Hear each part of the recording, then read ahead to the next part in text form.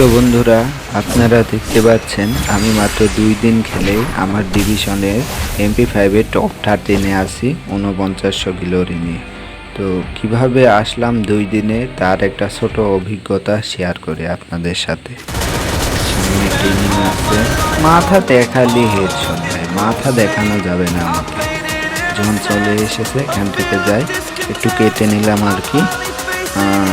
সামনে কি কেউ আছে? যাই হোক, এটা আমার টিমমেট হয়তো মারা গেছে আর কি। আমার টিমমেট আরও একটা ডাউন।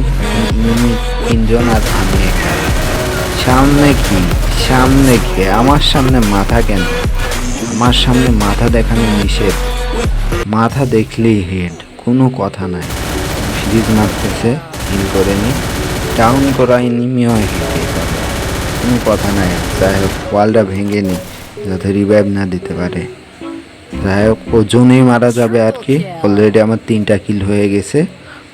আর একজন আছে, লাস্ট ওয়ান মারতে পারলে স্কোর শেষ করে দেবে। Easy one, easy. এই আমার এমো এমো লাস্ট পর্যায়ে এসে গাইজ এমো শেষ হয়ে গেছে।